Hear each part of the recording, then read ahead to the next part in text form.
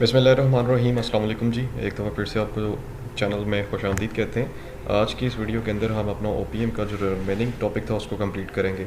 Remember one thing, हमने यहाँ पे अपना जो चैप्टर है वो स्टार्ट किया हुआ है प्रोजेक्ट मैनेजमेंट का, जो कि चैप्टर नंबर 3 है। इसके न्यूमेरिकल पार्ट भी आते हैं पेपर के अंदर और थ्योरेटिकल पार्ट भी आ जाते हैं। पेपर में एक दफ़ा क्वेश्चन आया हुआ था, right A note on importance of the project management.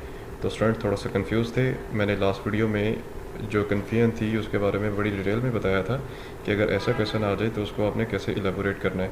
So first of all you have to explain the introduction of project management, and then explain what do you mean by project and who are the managers who deals with the project manager project different kind of projects, and who are the project managers.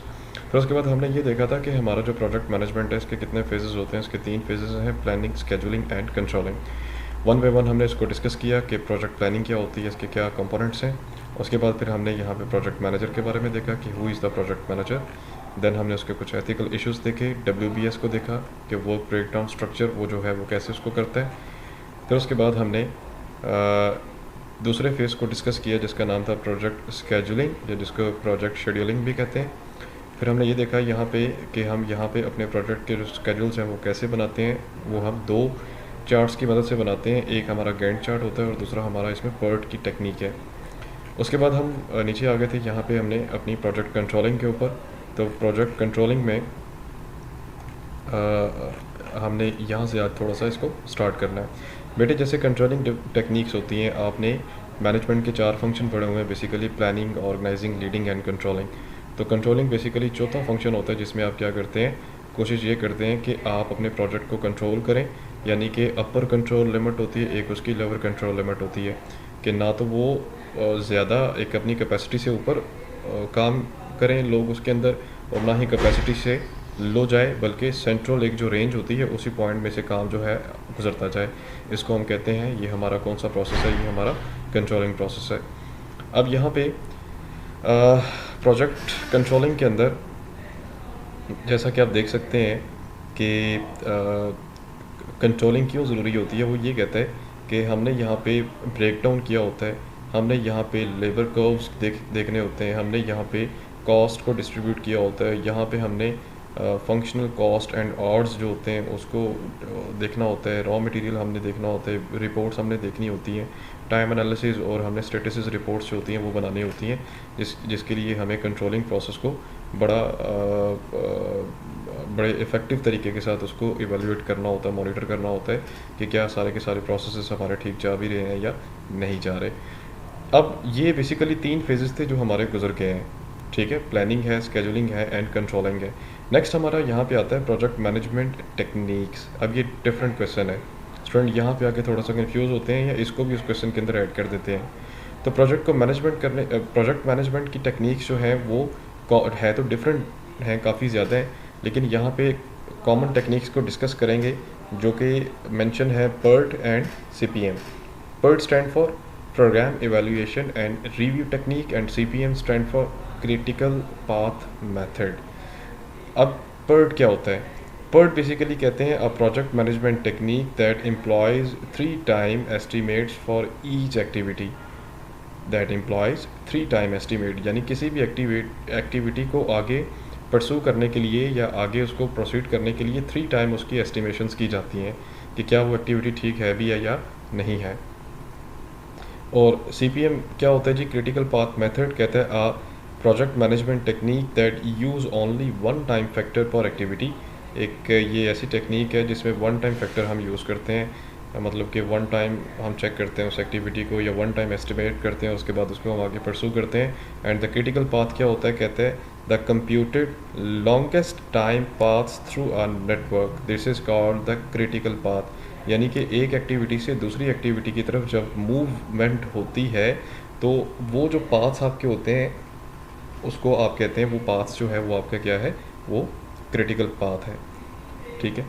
अब थोड़ा सा आगे चलते हैं जी। ये तो basically definition के point of view से मैंने एक्सप्लेन किया है कि हमारा PERT क्या होता है, हमारा CPM क्या होता है और हमारा ये क्रिटिकल पाथ क्या होता है। मैं कोशिश करता हूँ कि इसकी आपको एक पिक भी दिखा दूँ। जैसा कि आप देख सकते हैं मैंने एक पिक निकाली हुई है यहाँ पे PERT टेक्निक की, जिसमें आप ये देख सकते हैं कि एक एक्टिविटी जो है बेसिकली हमारी अगर यहाँ से वो यहाँ तक जा रही है तो वो 3 एस्टिमेशन से गुजर रही है। So this one is the 50, 30 and 40। ये basically these are the 3 estimations. और सीपीएम के अंदर क्या है जी, वो ये कहते हैं जी अगर हमारी एक एक्टिविटी दूसरी एक्टिविटी की तरफ जाती है तो सिर्फ एक एस्टिमेशन या एक एक्टिविटी के थ्रू वो अपना चैनल जो है वो कंप्लीट कर सकती है या गुजर सकती है। जैसे ये पी से एस सिर्फ एक एक्टिविटी है, और इसी तरह ये पी से आर मतलब एक ही एक्टिविटी में ये काम हमारा क्या हो रहा है यहाँ पे कंप्लीट हो रहा है। अब framework of the PERT and CBM की बात कर रहे हैं कि हमारे जो बेसिकली फ्रेमवर्क होते हैं वो क्या क्या होते हैं। फ्रेमवर्क याद रखिएगा कि हमेशा उस चीज़ को कहते हैं कि जिसके अंदर रह के आपने काम करना होता है। अगर एक तस्वीर है, उस तस्वीर के चारों तरफ आपने एक फ्रेम बनवाया हुआ है या बनवा दी है, तो उसका मतलब ये होता है कि हमने जो देखना है हमने उस तस्वीर के अंदर ही देखना है, उस फ्रेम के अंदर ही देखना है। जो जो चीज़ें हमें नज़र आ रही हैं उससे बाहर हमने नहीं जाना। तो पर्ट एंड सीपीएम वो कहते हैं कि बेसिक स्टेप्स उसके जो हैं हमने देखने हैं सबसे पहले। दूसरी बात ये है कि स्टूडेंट जो अगर ये क्वेश्चन आ जाए तो आप इसका ये जो हिस्ट्री है 1950 एंड 1957 में जो जेई कैले की तरफ से ये इंट्रोड्यूस करवाई गई थी और एमआर वॉलकर की तरफ से, इसको आप ज़रूर मेंशन करें, डेफिनेशंस आप उस पर मेंशन कर दें, तो ये क्वेश्चन की एक आपकी लेंथ या एक शेप जो है बड़ी अच्छी यहाँ पे बन जाएगी। बेसिक स्टेप्स की बात कर रहे हैं जी, यहाँ पे सबसे पहले कहते हैं define the project and prepare the work breakdown structure. कि यहाँ पे प्रोजेक्ट हमारा बेसिकली क्या होता है, डिफ़ाइन द प्रोजेक्ट कि ये पहला स्टेप है जी, आपने प्रोजेक्ट को डिफ़ाइन करना है, उसके WBS को भी आप डिफ़ाइन करेंगे। Develop the relationship among the activities के दरमियान जो रिलेशनशिप है आप वो डेवलप करें। Third one is the draw the network connecting all activities, network आप ड्रॉ करें। फोर्थ वन इज़ द कहते हैं असाइन टाइम और cost estimate to each activity, time and cost आप एस्टिमेट कर लें जी कितना लगेगा। पाँचवें नंबर पे कहता है compute the longest time path through the network, जिसको आप क्रिटिकल पाथ भी कहते हैं कि ज़्यादा से ज़्यादा टाइम जो है वो कितना लगेगा। ये याद रखिएगा, डेफिनेशन पेपर में आती होती है, what do you mean by critical path. And the six one is the use the network to help the plan to schedule monitor and control the project. Use the network to help the plan, या network आपने इस्तेमाल करना है ताकि आपकी planning के अंदर जो है वो आपको थोड़ी सी उसमें हेल्प मिल सके। जब भी आप किसी प्रॉपर चैनल के थ्रू चलते हैं या प्रॉपर नेटवर्क का इस्तेमाल करते हैं तो तभी जाके क्या होता है कि आपकी जो प्रॉब्लम है उनमें थोड़ी सी कमी आना शुरू हो जाती है। अब यहाँ पर वो ये कहते हैं PERT and CPM are important because they help answer question such are the following about the project with the 1000 of the activities. ये आपने एक दफ़ा पढ़ लेना जी, इन क्वेश्चंस का जवाब आपको मिल जाता है अगर आप पर्ट और सीपीएम यूज़ करते हैं, या उसके बेनिफिट्स अगर आप तलाश करना चाह रहे हैं या बेनिफिट्स आप देखना चाह रहे हैं कि कितने बेनिफिट्स हो सकते हैं और किस किस शक्ल में हो सकते हैं। नेक्स्ट वन इज़ द वो ये कहते हैं नेटवर्क डायग्राम्स एंड अप्रोचेस की बात कर रहे हैं। अब नेटवर्क डायग्राम्स ज़ाहिर है हमारी उसी टेक्निक के अंदर ये चल रहा है, पर्ट एंड सीपीएम कंटिन्यू है। तो जब हम चार्ट बनाते हैं ना, जैसे मैंने अभी आपको गूगल की एक पिक ये दिखाई है, जैसे पर्ट एंड सीपीएम है, इसी तरह ये आप देख रहे हैं पर्ट के अंदर जैसे ये एक्टिविटी हमारी जा रही है, ये एरो लगा हुआ है, ठीक है। इसी तरह ये सर्कल बने हुए हैं, ये एरो लगे हुए हैं, ये यहाँ से स्टार्ट हो रहे हैं, ये इससे पिछली वाली एक्टिविटी है।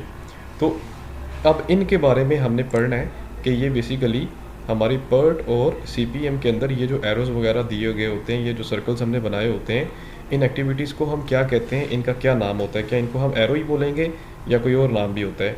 So let's discuss one by one. यहाँ पे लिखते हैं, कहते हैं there are 2 approaches for drawing a project network. कि प्रोजेक्ट नेटवर्क अगर आपने बनाना है तो उसकी 2 अप्रोचेज हैं जी। सबसे पहली अप्रोच जो है उसे कहते हैं AON, activity on node, and second approach is use as a activity on arrow. AON क्या होता है, कहता है a network diagram which nodes designate activities, and AOA क्या होता है जी, activity on arrow, a network diagram in which arrows designate activities. जैसा कि आप ये देख सकते हैं, ये AON है, एक्टिविटी ऑन नोड्स, यानी ये नोड्स बने हुए हैं, ये गोल सर्कल जो है ना, ये नोड्स आपके होते हैं, जिससे पता चल रहा है जी ये एक्टिविटी A है, ये B है, ये C है, ठीक है। और ये है आपका एक्टिविटी ऑन एरोज़। तो यहाँ पे एरोज़ की मदद से पता चल रहा है कि ये वाला जो एरो है ये A एक्टिविटी को शो कर रहा है, ये एरो B को शो कर रहा है, और ये एरो किसको शो कर रहा है, C को शो कर रहा है। So these are basically 2 techniques which are commonly use to draw a diagram during the project network diagram techniques. So उसके बाद हम आगे थोड़ा सा चलते हैं। यहाँ पे और भी एक्टिविटीज़ देखने के लिए। यहाँ पे कुछ डमी एक्टिविटीज़ होती हैं। कहते हैं an activity having no time that is inserted into the network to maintain the logic of the network. मतलब कि डमी एक्टिविटी, जैसा कि नाम से ही ज़ाहिर है कि डमी कुछ हमारे पास वेरिएबल्स होते हैं कि हमने वक्ती तौर पे उन एक्टिविटीज़ को ऐड किया होता है कि यार अगर मिस्टर राशिद ना आया तो उसकी जगह हम वो काम कर लेंगे, यार अगर हमने फ्रूट मंगवाए हैं तो ये वाला फ्रूट ना आया तो हम उसकी जगह वो फ्रूट ऐड कर लेंगे। दीज आर द डमी हमको डमी वेरिएबल्स होते हैं जो हम ट्राई कर रहे होते हैं ऐड करने की। ठीक है,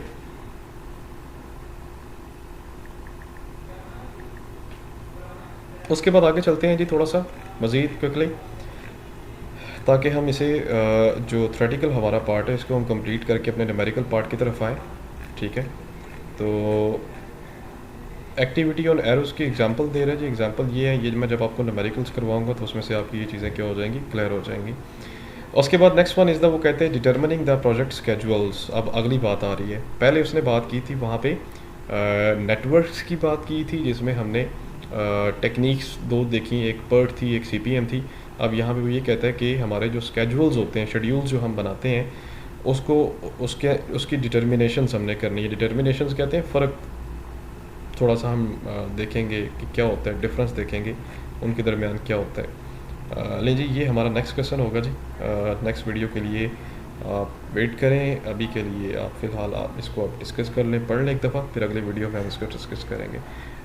देखने का बहुत शुक्रिया जी, इजाज़त दें, अल्लाह हाफ़िज़।